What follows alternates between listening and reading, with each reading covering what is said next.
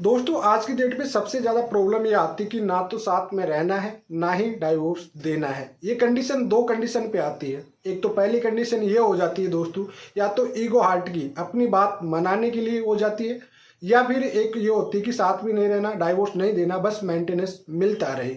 ऐसी सिचुएशन में क्या करना चाहिए?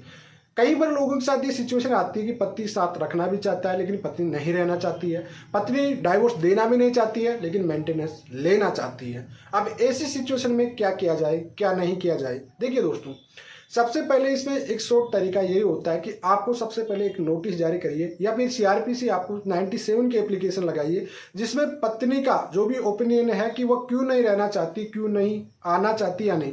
सेक्शन 9 करोगे दिक्कत क्रिएट होती है, काफी लंबा समय तक चलता है। इससे बेटर आप 97 की एप्लीकेशन डाल दीजिए कि उसको प्रतिबंध कर रखे, नहीं तो मेरी पत्नी आना चाहती है। पत्नी मजिस्ट्रेट के सामने आएगी, अपना बयान दर्ज कराएगी।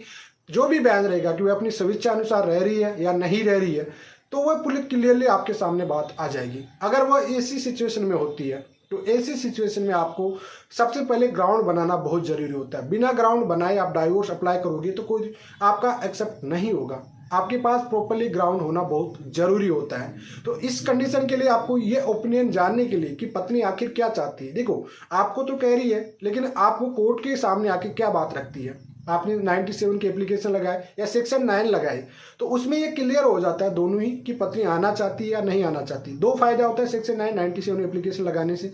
एक तो आपको मेंटेनेंस देना नहीं पड़ेगा, क्योंकि बिना कारण से अगर पत्नी रह रही है स्वेच्छा से, अपनी स्वेच्छा से आपसे दूर रह रही है तो मेंटेनेंस की हकदार नहीं है। साथ ही में आपको डाइवोर्स का भी ग्राउंड बन जाता है। तो ऐसी कंडीशन में आपको अगर ऐसी सिचुएशन आ रही कि ना साथ रह रही है ना डाइवोर्स दे रही है, तो आप एक पिटीशन या तो सेक्शन 9 की लगा दीजिए या फिर 97 की लगा के आप अपनी ओपिनियन ले लीजिए कि पत्नी क्यों नहीं आना चाहती। उसके बाद में आप डाइवोर्स अप्लाई कीजिए। सिक्योरिटी ग्राउंड के बेस पे आपका डाइवोर्स कैंसिल तो होगा, लेकिन साथ में आप सेक्शन 10 की एप्लीकेशन साथ के साथ लगा दीजिए।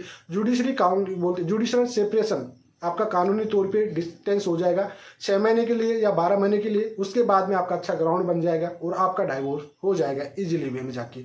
एक्चुअली में क्या होता है कि आप बिना कारण से, आपके पास भी कोई कारण नहीं होता है, डाइवोर्स आप अप्लाई कर देते हो। आप कहते हो कि साहब पत्नी रहना नहीं चाहती, लेकिन उसके लिए कोई प्रयास नहीं करते हो। इस वजह से आपकी जो डाइवोर्स की पिटीशन होती है वो खारिज हो जाती है। मैक्सिमम लोगों को दिक्कत आती है इसी चीज़ को लेके कि ऐसा विवाद आ जाता है कि पत्नी तलाक नहीं देना चाहती ना ही साथ रहना चाहती, तो उसमें बिना सोचे समझे डाइवोर्स अप्लाई कर देती है। तो लेकिन अगर आपको डाइवोर्स अप्लाई नहीं करना होता है, सबसे पहले पत्नी का ओपिनियन जानना होता है। कानूनी कोई ना कोई आपके पास एविडेंस होना चाहिए। जैसे सेक्शन 9 आपने किया, आपके पास एक ग्राउंड बन गया कि पत्नी आना नहीं चाह रही, आपके पक्ष में सेक्शन 9 की डिग्री आ चुकी है।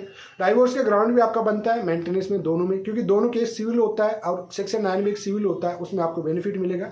97 की एप्लीकेशन से अगर प्रतिबंध कर रखे, उसके घर वाले, उसकी पत्नी आना भी चाह रही है लेकिन उसको रोक रहे हैं कि आप नहीं जाइए, बात हमारी ईगो की आ चुकी है, तो वह भी एक ओपिनियन आ जाएगा सामने मजिस्ट्रेट के सामने बयान देने से कि हाँ पत्नी क्यों नहीं आना चाह रही। तो इसके बाद ही आप डाइवोर्स की तरफ जाइए। अगर डाइवोर्स में आपके अच्छे ग्राउंड भी नहीं है तो साथ के साथ एक सेक्शन 10 की एप्लीकेशन लगा देते हो, तो उसमें 6 महीने का ग्राउंड बनता है कि 6 महीने आप सोच लीजिए रिश्ते को बचाना है नहीं बचाना है।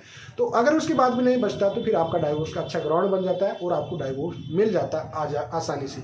तो ये तरीका एक अपनाया करो जब ऐसी कंडीशन आपके सामने आ जाती है। तो आई होप आपको समझ में आ गया होगा कि ना डाइवोर्स देना ना साथ रहना, तो ऐसी कंडीशन में क्या करना चाहिए। तो मैं पूरी डिटेल में इस वीडियो में बता दिया। फिर भी अगर आपका डाउट रहता है तो कमेंट में छोड़ सकते हो। चलिए आज के लिए इतना ही। जय हिंद।